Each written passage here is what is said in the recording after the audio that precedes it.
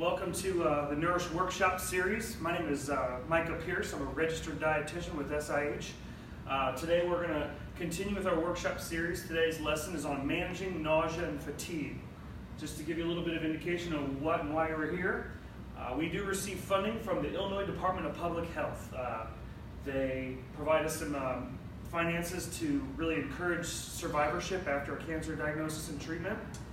And we just try and do the best with their money. We want to send a special thank you to them right now for providing us the time and money.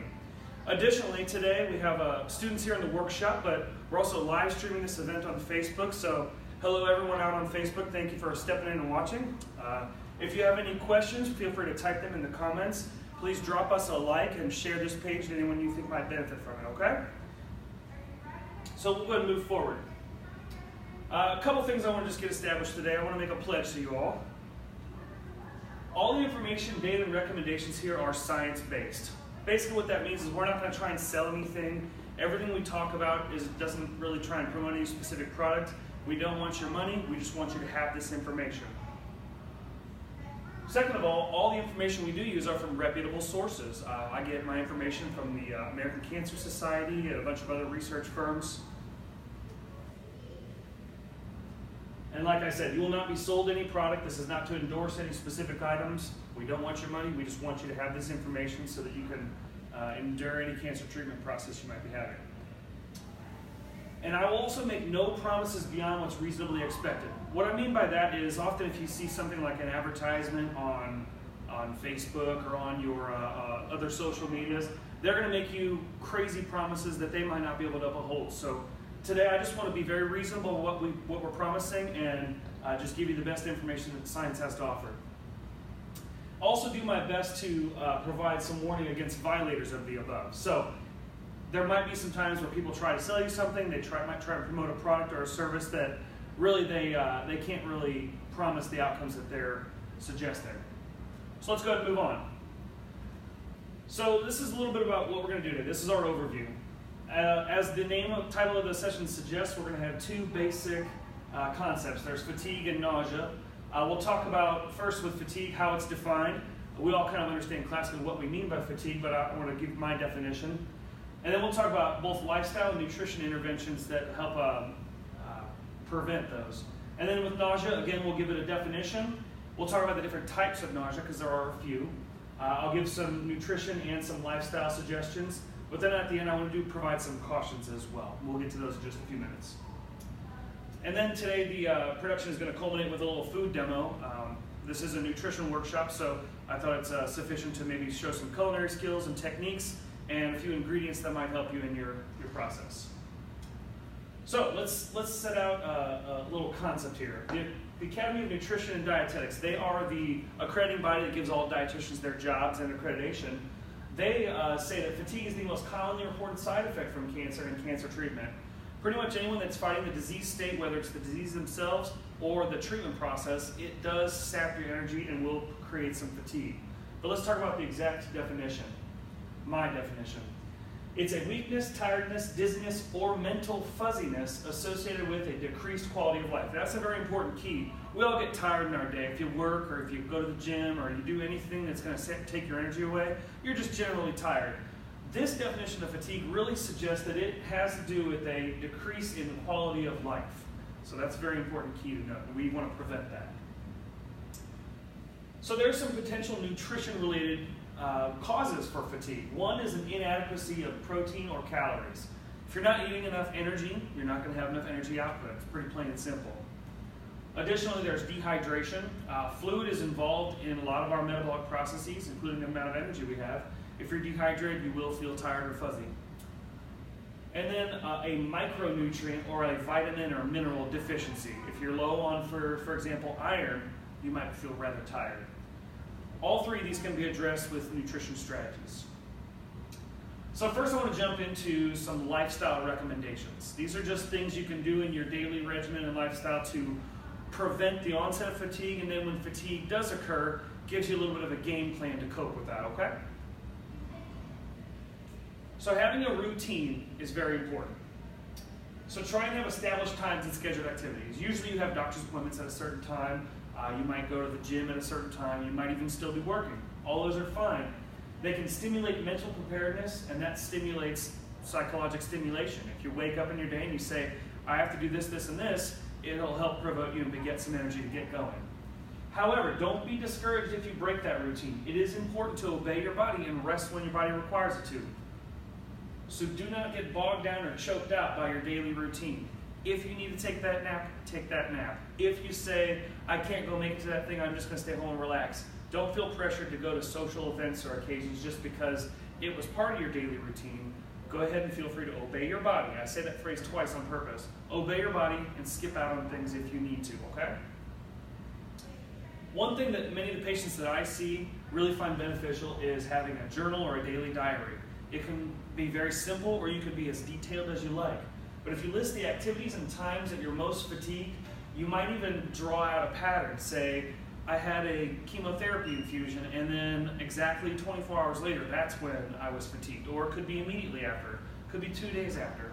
Because everyone responds a little bit different, it's important to document those kind of things. And you might be surprised what you think you can remember, but actually you won't even realize until you've written it out and see a pattern in your documentation.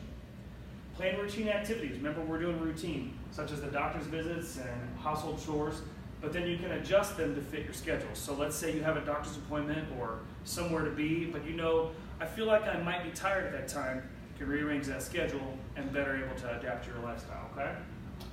Take notes of the duration and the intensity of your fatigue. So like, let's say I was just tired that afternoon, the next day I was fine. Or it could be a few days where you're tired. Don't plan anything during that block. So kind of build that into your schedule is what I mean by this. Seems counterintuitive. You're fatigued and I'm telling you to get out and do some exercise. Well, really, this is a concept that needs to be practiced on a regular basis, but a body in motion does tend to stay in motion. Physical activity can promote lean body mass.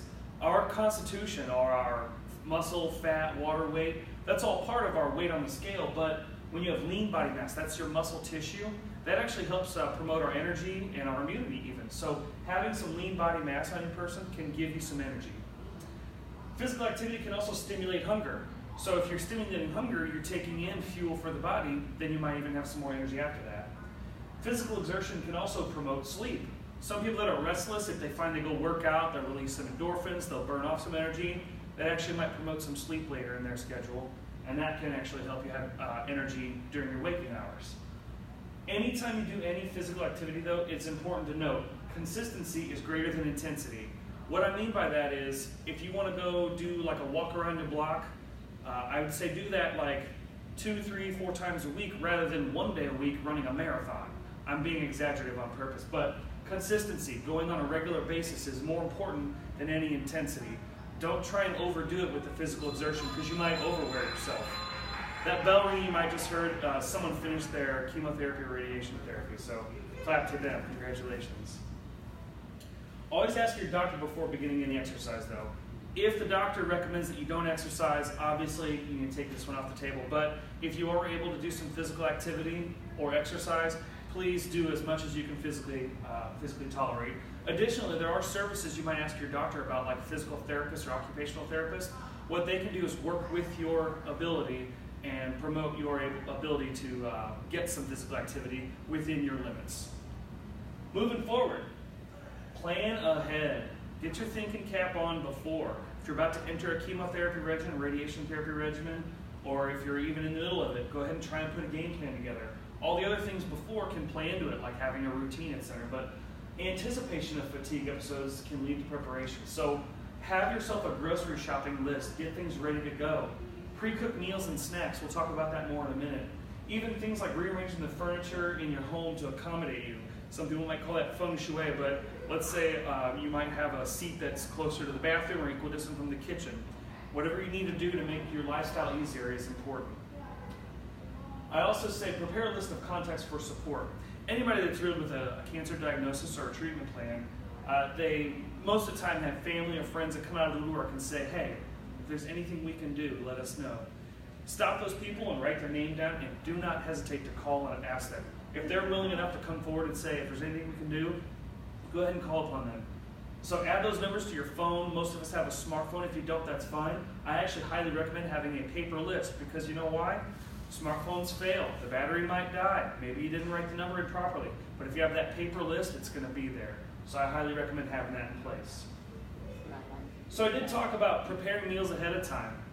What I highly recommend is cook maybe 1 day a week or 2 days a week and then prepare several things so that you can have foods ready to go and in place. I picked these pictures. They might be a little pixelated, but they have a lot of color and a lot of variety because you might get sick of eating the same thing over and over again. But if you have all that color and variety, you're getting a variety of vitamins and minerals and micronutrients and hopefully some protein and fat to help your body as well. But preparing ahead of time might be extra important because if you're nauseous or tired and you don't feel like cooking one day, if you have some food in place, you'll be able to just go get it out of the fridge and eat it cold or even microwave it. Freezing things ahead of time is important as well. This is for even long-term storage. What I recommend, and I picked this picture on purpose, is this looks like to me a soup. So all the ingredients are written on here and you can see they're all layered. What you could do is have like a whole soup ready to go in a zip top bag. That way you can dump it in a stock pot, maybe fill it with water, and it's ready to go. Is that cooking? Yeah, but it's a lot less labor intensive than chopping all that stuff up. So this is what I mean by planning ahead. When you have the time and energy and resources, go ahead and throw some things together, get them ready to go so that you can just reheat them or very minimally process them so you can have a snack or a meal ready to go. I also picked this picture up here because it shows these, for those of you, if you might not be able to see on the video, but these little zip top bags are kind of stacked upright so that they are kind of space saving. Take some sauces, soups, even chili or something like that, and put them in a zip top bag and lay them on a cookie sheet and freeze them. And then when they're frozen, you can sit them upright, kind of like books on a shelf. I do this in my personal freezer at home because it does spare a lot of space. And it's very convenient just to draw that right out and reheat something. All right, so this is where we left off with paper lists. So also with planning ahead, the doctor has the ability to refer you to all kinds of folks. Like physical therapists, as we mentioned, they can get you some physical abilities within your own tolerance levels. They can even provide prescriptions. Let's say you have some sort of deficiency, they might be able to write you a prescription for something or address it medically. Additionally, in some cases, we can get a handicap parking permit. This doesn't have to be permanent, it could be very temporary, but if you can save walking from the door to, or from your car to the door in a few instances, that might be very viable for you. So that will finish up the portion of fatigue. The next we're going to move into is nausea. So here's a little bit of, again, from the Academy of Nutrition and Dietetics on nausea. Nausea can occur as a result of cancer, chemotherapy, radiation therapy, immunotherapy, pain, altered tastes, mucus drainage, flu, constipation, emotional stress, and more. That's quite a list. So we don't really have any one cause of nausea. So we need to be able to pay attention to the multifaceted approaches to understanding nausea and preventing it. So let's talk about my definition of nausea. The feeling or condition of being queasy, sick to your stomach, which can occur with or without vomiting. So many of us have felt nauseous. You don't necessarily have to lose your lunch, but it's extremely uncomfortable and it can really, again, just like fatigue, decrease your quality of life. So let's jump into some of the recommendations here. Oh, first of all, we'll talk about the 3 types of nausea. There are indeed 3 different types, and they have to do with the time and setting of their onset or when they occur. The first is acute. They occur within 24 hours of, I wrote chemotherapy, but it's any therapy. This is when you have therapy and within 24 hours, it just induces a nauseous response. This is kind of what we classically think of. But there's also delayed. There are some people that don't even have a response up to 6 days later, but it is a direct response to the chemotherapy. Maybe there's some internal things going on that take a little bit of time to set in. But then there's also anticipatory. This is largely psychological. Maybe you're dealing with your finances, maybe you're just nervous about your treatment process, maybe you're just reeling from getting a diagnosis in the first place. The anticipation of that can really psychologically torment you and actually bring on nausea. So it is important to understand what kind of nausea we're experiencing, and that'll help us better direct what we can do to treat it and prevent it. So, one side note is your doctor can prescribe, and they very often do prescribe, what we call antiemetic drugs. That's a fancy term for anti-nausea drugs.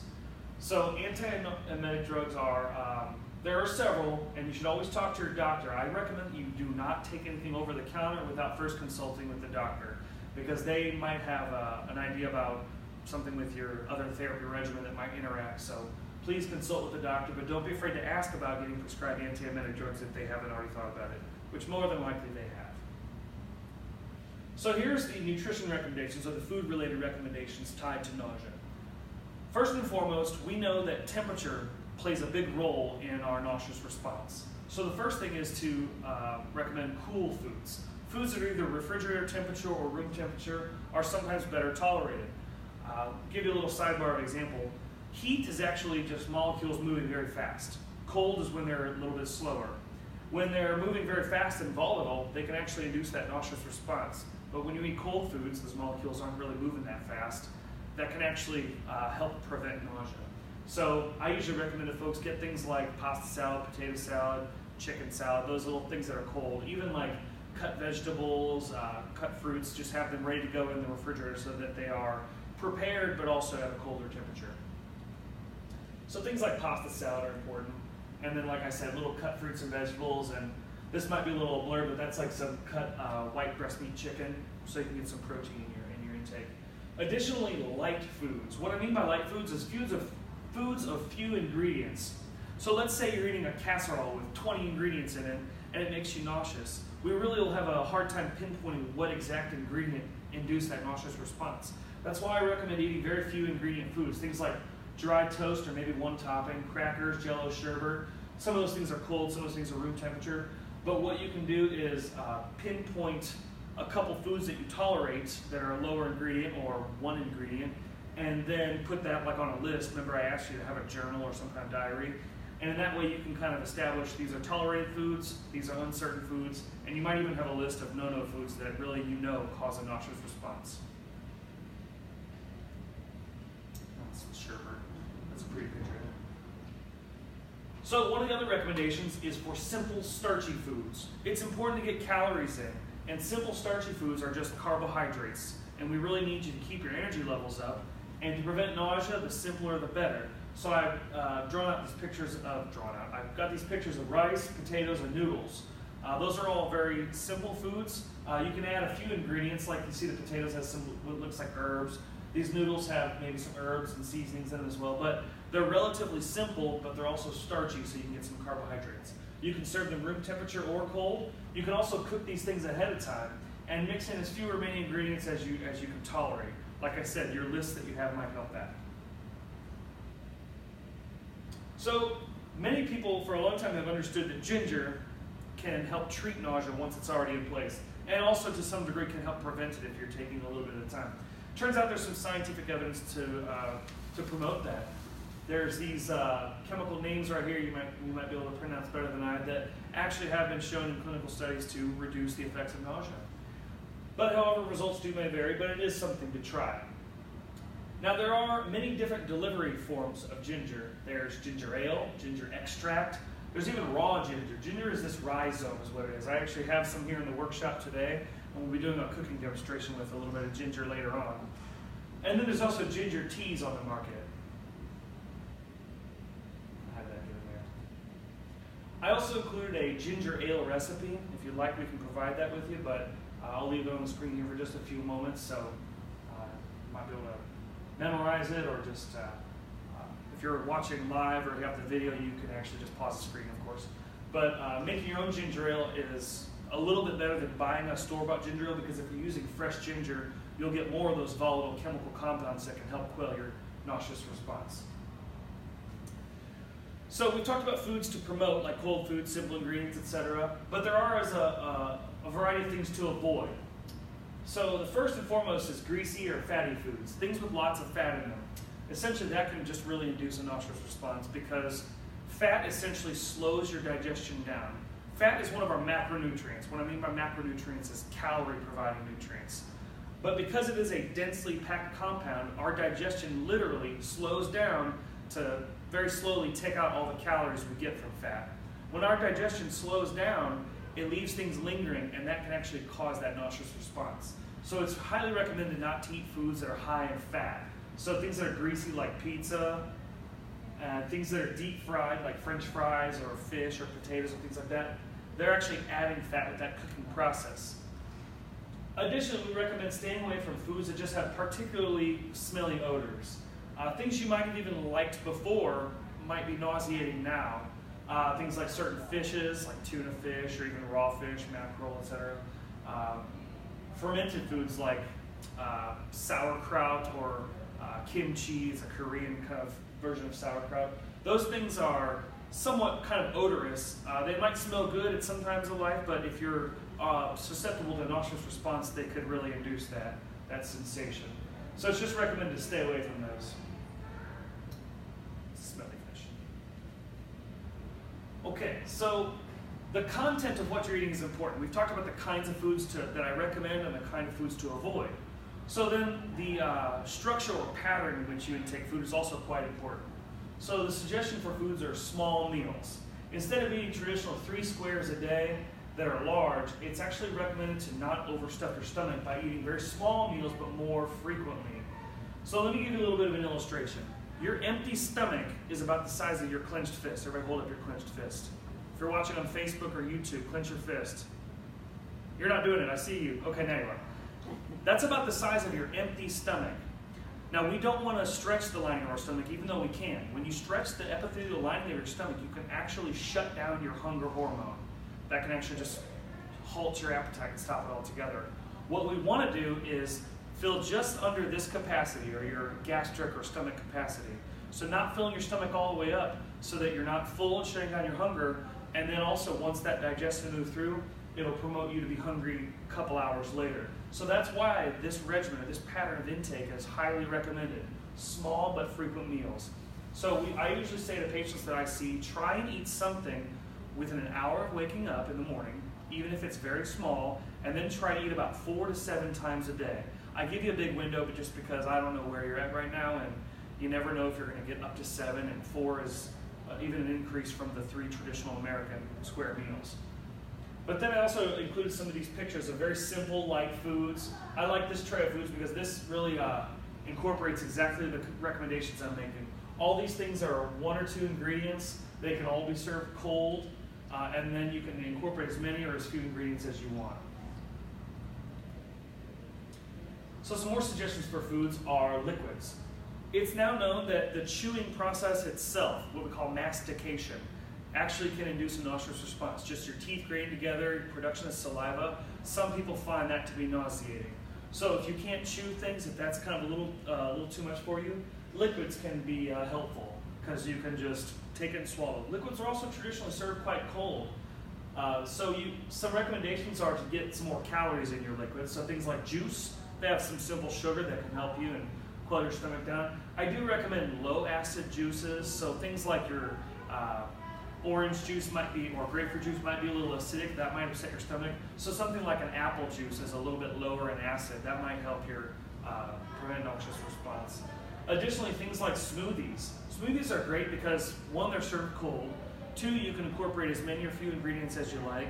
And 3, you can actually get a little bit of protein in that, which is important to preserve our lean body mass. We talked about lean muscle mass earlier. And then protein supplement shakes. Many people have heard about over-the-counter bought shakes and supplements that do contain protein. Many of the products on the market contain like chocolate, vanilla, strawberry flavoring, and various others. Again, I don't want to promote any specific brand name, but things like Ensure and Boost are all very useful. Whatever flavors you like is fine. Whatever products you want to purchase within your financial feasibility is, it can all work. So a couple other strategies involve just our behavior and posture. So I know it sounds like we're talking to little kids, but it's recommended to eat foods very slowly. Chew your foods and make mealtime a delineated time. I grew up with brothers, and if you didn't eat fast, you didn't eat. But at the same time, into adulthood, it's really beneficial to learn to eat slowly, take your time, and chew your food thoroughly. Chewing on the front end of digestion, it's what we call mechanical digestion, can actually help you from, it provides some of the digestive process early on, so you have to do less down low, prevent some of that nauseous response. Also, having good posture is important. If you're hunched over like this guy right here on the left, it's actually putting stress on your GI tract or your stomach or abdomen, and that can actually slow digestion or just squeeze things and make you have that nauseous response. So please try and sit upright at a kitchen table. I know a lot of people will eat in their car driving to places. They'll eat in front of the television on a couch slouched over. Might even eat at their work desk if you're still at a work setting. It's highly recommended to sit at a kitchen table or dining room table. Take it in a peaceful, tranquil environment so you don't have any undue stress or anxiety on you, and sit upright as you do so. So, oh yeah, that also plays into, I wanted to say, psychology plays a big part on how we feel. So if you're stressed, or if you're in an environment where you're watching a violent movie, or you're still at your work desk and you're paying attention to work-related things, you'll be less likely to focus on your food and taking your time, and you might eat too fast, or you might get anxiety that induces nausea. It's highly recommended to sit in a tranquil, peaceful place, make your kitchen or your dining room setting very calm and relaxing, and eat as such. That can actually play a big role in your prevention or treatment of nausea if you're in a relaxed psychological state. So, smell plays a big role on how we feel as well. So avoiding strong odors. So cook foods ahead of time. Maybe even ask your neighbors to cook food, or your neighbors, friends, and family to cook at their house and bring things over so that those smells aren't lingering throughout your house and kitchen. Even cooking outside on the barbecue grill can be beneficial because that smell, that cooking process is released outside, and you can just bring the finished product inside, limiting the amount of vapors and smells that are cascading through your home. It's also recommended to even ask friends and family members to, maybe there's a particular cologne or perfume or even a hand soap that's particularly smelly. Maybe ask them to refrain from wearing that, or at least refrain from wearing it around you. We all know that one person who wears way too much cologne and they end up looking like you have to wear a gas mask around them just to breathe regular oxygen. Don't be afraid. You're not rude if you ask people to tone it down with their cologne or a body spray. Even cleaning products in the home. If there's something that you find particularly smelly, use less of it or switch to an alternate product. So I did mention at the beginning that I did want to provide some cautions. Nausea can be very expected, and it's just something you might have to go through. I provide some recommendations to kind of cope with it. However, if you do actually come to vomiting, these are some warnings that we want to provide. Excess vomiting can lead to very dangerous levels of dehydration when you've expelled too much fluid from the body. Additionally, you can have electrolyte imbalance. When you get rid of fluid, you're actually getting rid of a lot of other metabolites, or things like sodium, potassium, magnesium, things your body needs to function. It's very important to replace those things. So I highly recommend things like, of course, drinking water to replace the fluid. Sports drinks can be a viable option as well because they contain a little bit of simple sugar and some of these electrolytes that we've mentioned. If you do replace with a juice, I recommend very low acid again, because acid we can cause a nauseous response.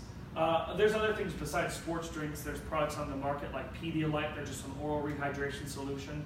Additionally, you can go online and just find a recipe and even make your own rehydration solution. It could be as simple as dissolving a little sugar and salt into some water, and maybe even add a lemon squeeze just for flavor. But it is important, if you start to lose those fluids and electrolytes, to replace them. So here's some further cautions. You should seek medical attention if you are unable to keep any fluids down. If you try to replace and you keep losing, please seek medical attention. Either call your doctor or call 911. If you're unable to stop vomiting, if it just will not stop and you're even dry heaving, so to speak, please call a doctor. If you ever see blood in your vomit, that's a sign that something is seriously wrong. Please don't hesitate. And otherwise, if you're unable to care for yourself, if you find yourself incapacitated and you don't have a friend or family member home, please don't hesitate to reach out to professionals for help, because you could be in a dire situation, and we just want to make sure that you don't cause any long-lasting harm. So, now that that grim portion is over, I usually ask the audience to share their experience, but because we're live streaming on Facebook, I don't want to take too much of the time. We'll go ahead and proceed into questions. So this is the portion where, if you're live streaming on Facebook or watching on YouTube, please feel free to type in some questions. I'll do my best to find a way to answer you. Is there anyone in the audience today that has a question? That's all right. So we're going to jump into a food demonstration. If you give me a moment to switch gears, I'm going to refocus the demonstration down here on this food, and I'm going to turn up the light so that we can see a little better. So forgive me, there'll be about a 30-second delay.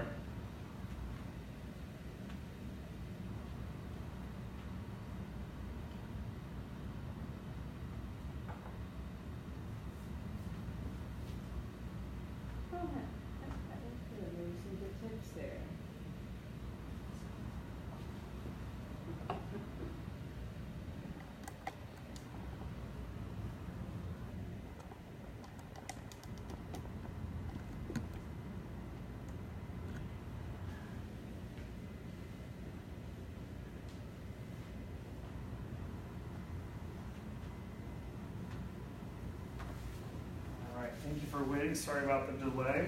I'm going to switch roles here. I was a clinical dietitian a moment ago. Now I'm switching to a culinary dietitian. So we're going to talk a little bit about, this is a food demonstration. It's going to really tightly correlate to our nutrition lesson we just learned.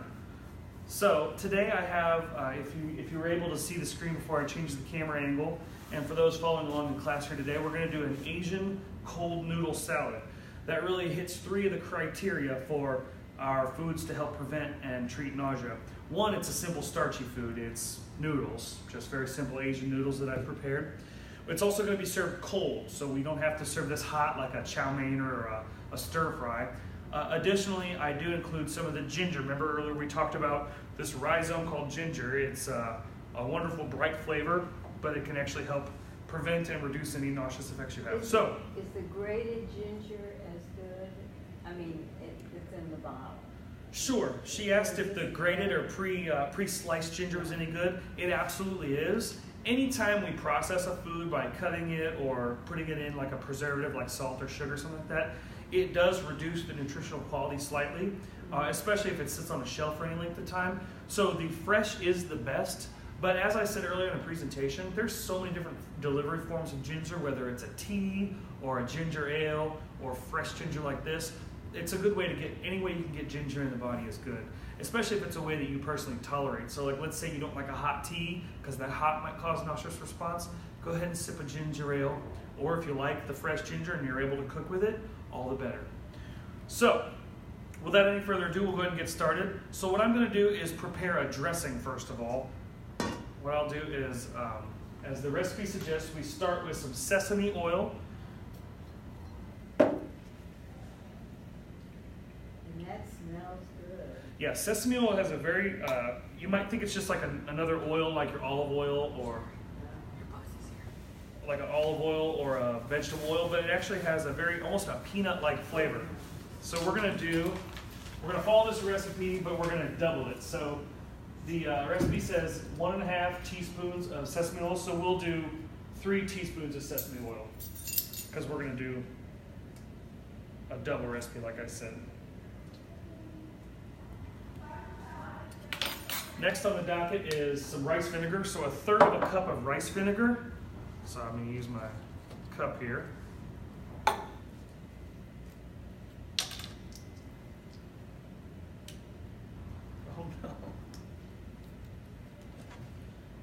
little tab broke. That's what I get for not opening all my product before the demonstration started. But sometimes it's a learning lesson when you're doing a food demo because things don't always go as planned in the kitchen. You have to improvise, adapt, and overcome. So 1/3 of a cup turns into 2/3 of a cup. There it is.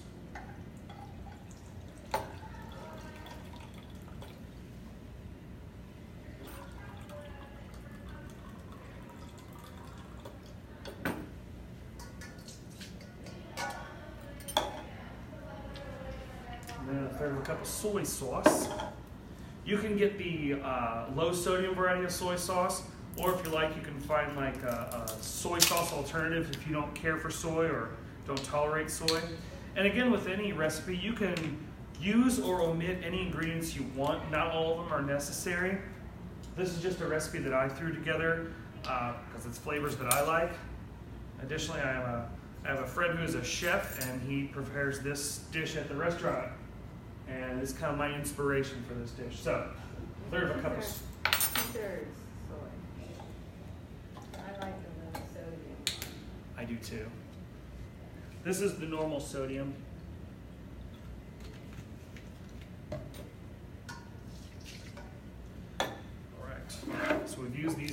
ingredients. Moving forward, we have the 1 lime zested and juiced. So if you don't have a zester, you can use just the fine. Yeah.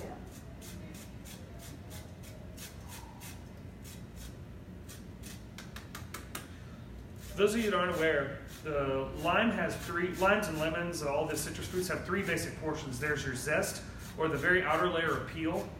And then there's the juice and pulp on the inside. On the inside, the only unusable portion is the white portion that's called the pith. So you can extract the zest from the outside by just running it across the grater. And then I usually do that first, and then I'll juice the citrus fruits in the in-between. So if you don't have a citrus reamer, you can just use a spoon, or like I'm doing a measuring spoon here. Just go ahead and ram that right into the... Yeah, as long as you don't capture any seeds, I guess. Yeah, I believe these are the seedless variety. Oh, they are seedless. But if you don't... You can hold a strainer under it, Yeah, I have a strainer like that, but I only have 2 hands and I didn't use a proper... Do you want me to come up and help? Well, you can set it inside of a measuring cup like so, but these are the seedless variety, so it wasn't as important. Neat. I didn't even know they had those. Yeah, so...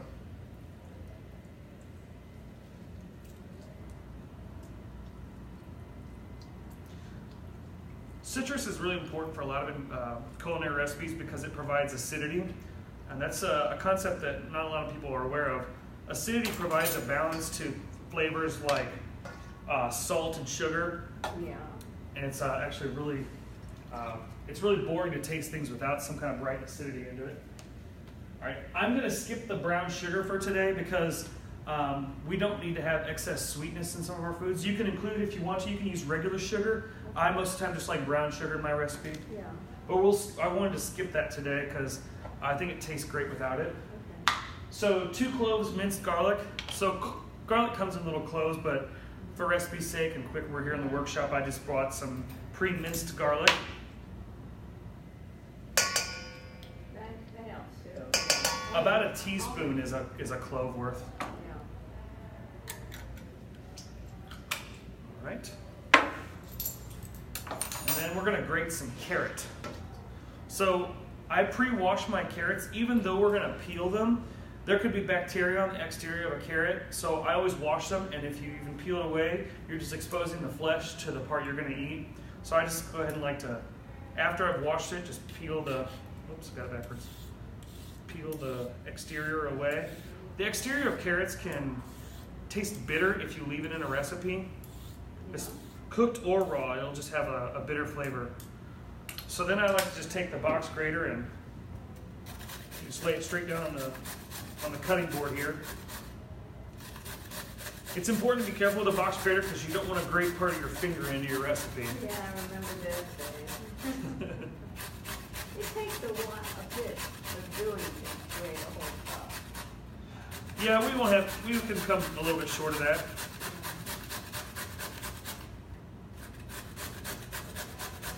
But it does have to be grated, but you can't. Yeah, the reason why I like to grate it is because it'll match the textural. Beautiful. That's beautiful. Yeah, I like the color of any fresh produce cut up.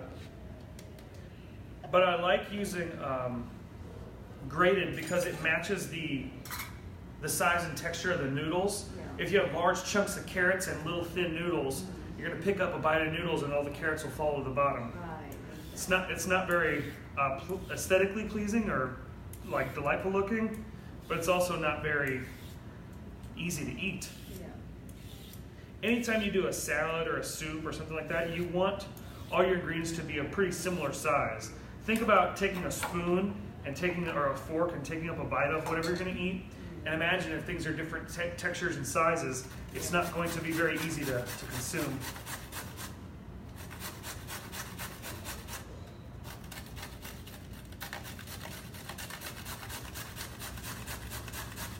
What does the recipe say for carrot? It says 1 cup of grated carrot. So we're going for about 2 cups. Oh, that's right. And you put in 4 cloves of garlic? I'm sorry? Did you put in 4 cloves of garlic? That doubled it. I put in about 2 teaspoons. Okay. But the good thing about things like garlic is you can always add more, but it's hard to take it away. That's true. There are some people that they'll add garlic until that's all they taste. Garlic has a wonderful flavor, but if you're not careful with it, it can take over the dish. Exactly. All right, so You've where's been cooking? cooking for a while, I can tell. Yeah, I love to cook. I think we should get back into the kitchen as a society. Cooking foods at home can actually promote better health for a variety of reasons. But one of the main ones I often talk about is because when you source and provide ingredients yourself, you know everything that's in the dish you're eating. When you go outside of the home, you're really relying on someone else to provide the ingredients and the production of it. Additionally, if you go somewhere else to get food, it's a good chance that there's some sort of preservative, like sodium or sugar in the food. It just adds to extra calories, extra fat, and we all need to cut out on things like sodium and such. So we're going to go ahead and add some ginger as well. This is ginger. It's a rhizome, which is a family of roots. So ginger is like a green stalking plant that grows above the ground, but the root is the rhizome portion that we actually extract the flavors that we know from. So how much does it say? A teaspoon grated. So I'm going to go ahead and take a portion of the large side here. And some people will take the time to peel away. I just take off the larger portion because we're going to grate it so small that you don't need to worry about taking the entire exterior away. I just like to get a good chunk of it away because the exterior of ginger has a slightly different texture than the yellow interior. But if we just get rid of the vast majority of it, it's more than fine. So again, with our box grater, I'm going to switch to the finer setting. We did the coarse for the carrot. I'm going to switch to this side that has the finer texture for the ginger. And again, we're just going to run that continuously across, making sure not to get our fingers in the mix. On the inside, ginger is very fibrous. It has these long strings.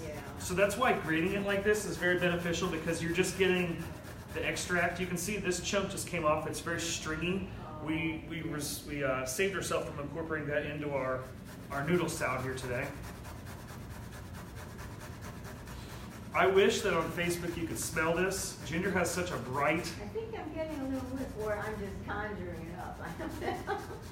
You might be. It's a very strong smell. So even if you're just out of that little bit, it's not worth losing a finger over it. Plus there's a lot of stringy, fibrous connective tissue in there. So what I like about ginger is it all stays in the hull here, and you can just bring it right over to your mixing bowl. It all falls out in one fell swoop. So we've got about a little bit more than a teaspoon in there. Because this calls for 2, I'm going to do a little bit more. Just because I really like the flavor of ginger. And that's what we're spotlighting today, because it does really help quell down nausea. It's a very, very soothing smell. Even if you're not experiencing nausea, I highly recommend experimenting with some ginger if you've never done it before. You can make it into a tea. You can make it into that ginger ale recipe that we provided. Or you can do any variety of other Eastern or Asian cuisine because they incorporate a lot of ginger into their foods. You know, they do. I took a Chinese cooking class a long time ago. We Did used you? a lot of ginger, and I used to get it fresh in the store, and then little by little I got out of the habit of it. Now I can get back into it. Is I there recommend you ginger do. tea on the market, or are you just soaking ginger in your tea? I'm sorry, would you repeat that question? For ginger tea, are they selling it in the store as ginger tea, or are you just soaking a chunk of ginger in your tea? Great question. If you didn't hear on Facebook or on YouTube, the participant in the audience asked if on the market they actually sell a ginger tea or if I am using my ginger and making it into a tea.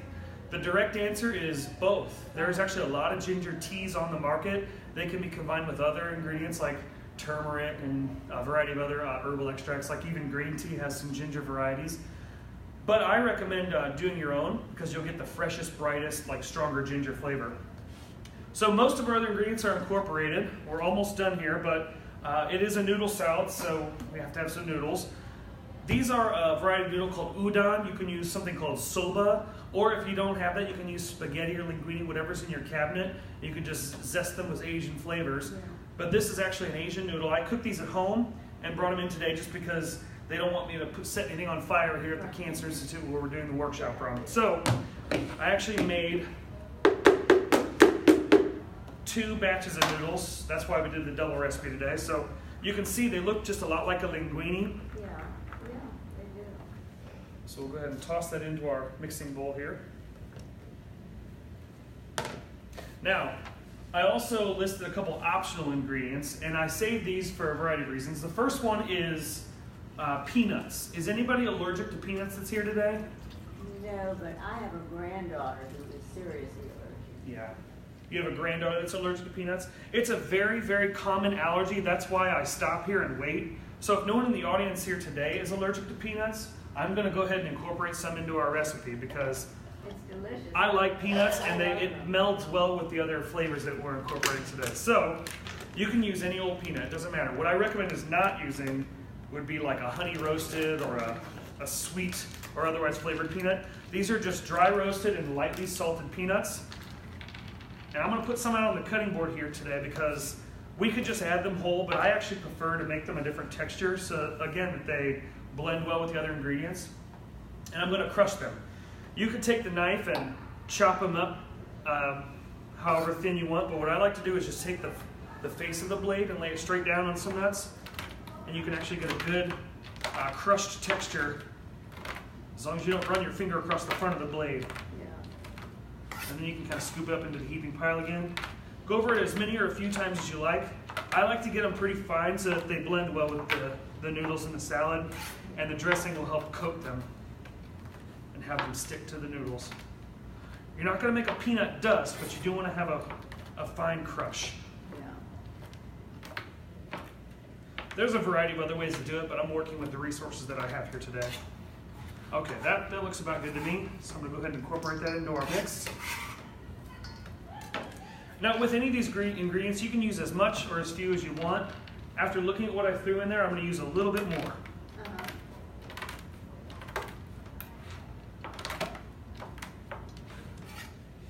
That has a wonderful smell as well. It kind of smells a little bit like the sesame oil. So yeah, we have both of those ingredients in our salad, so they kind of echo each other's flavor.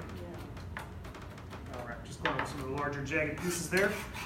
And I like a chef's knife because you can use it as a scoop as well. All right. So we are almost to the portion where we're going to mix our ingredients together. I'm going to clean my knife off again and dry it.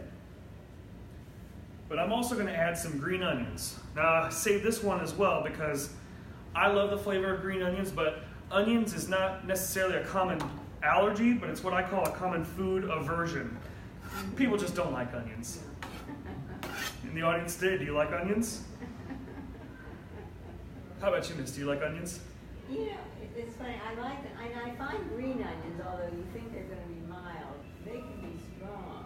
They can stay with you for a while. Well, I'll tell you what. I'll let it be your call today. Should we incorporate green onions or not? Let's incorporate them. She says let's incorporate them. It'll add a nice green color to counter the orange of our carrot. Yeah. So what I like to do with the green onions is I like to cut them at an angle. You could come straight across and just cut the green onion right down the middle, but what I like to do is cut at a very acute angle, so you have long striated green onion pieces. Take off the first piece there. Anytime you're chopping with a chef's knife, it's really recommended to do what I call the claw method. Instead of just chopping away at something, I like to have my left hand, I'm right-handed, as a claw. That way my knuckles are on the face of the blade. That way every chop that I make, my fingers are never in the line of fire or in jeopardy of getting chopped off or cut. So I'm going to go ahead and just come across the green onions here. I'm never letting the blade come off of the cutting board. I'm just lifting and sliding as I come through each execution of the slice. And then I reset every couple segments. That has a nice smell as well. I think what one of these audience members was saying was that green onions can have a very strong smell, and you're absolutely right, they can be quite strong, but when mixed in with the other ingredients, it melds really well. Now what I recommend, and I'll leave it light on the green onions today, we can toss this up and mix everything together and incorporate all the ingredients, but what I recommend even better would be to mix this salad or noodle salad ahead of time, put it in a refrigerator safe container, kind of like the container that I brought the noodles in. Keep it in the refrigerator and let those flavors marry for a long time. Starchy things like your noodles will actually soak up flavors more and more over time. So it's nice to let them sit with all the ingredients incorporated so that you actually get an even coating and a nice marriage of all the flavors. So I'm just using a pair of plastic tip tongs and I'm just tossing all the noodles through the dressing that's all at the bottom, making sure that all the ingredients get incorporated. So again, when they invent smell-o-vision, this will be a much better food demo, because those of you watching on Facebook, you can't smell all these flavors, but there's a citrus from the lemon, the ginger, and then the bright garlic, and then the peanuts and green onions that we added. All those flavors really lend themselves nicely to each other. I'm getting it back here a lot. Are you? Yeah, very good. She says she can smell it all the way in the back. All right. This is more or less the finished product. Now, another thing you can do is prepare this salad without the onions or without the peanuts, and then have those ingredients on the side, and then people can eat the plain salad as it is, or add the other ingredients as they like. Additionally, let's say you taste this and it's not up to your liking. Add a little bit more rice vinegar, add a little bit more sesame oil. Whatever flavors you enjoy or don't enjoy, you can kind of alter these recipes. That's the thing about recipes. I, at home, rarely follow a recipe. I mix and taste until I get it exactly the way I like it. No two people are exactly alike, so different amounts of different ingredients and different proportions are going to be susceptible to other folks. So that'll culminate our food demonstration today. So I'm going to allow the audience here in the workshop to taste the noodle salad we prepared. Again, thanks for tuning in on Facebook today, and we'll have this video uploaded to YouTube. So thanks for joining us today. Once again, please drop us a like on our Facebook page and add any questions if you like, and we'll do our best to get to those. So I'm going to go ahead and sign off for the day, and then we'll see you at the next workshop. Thank you.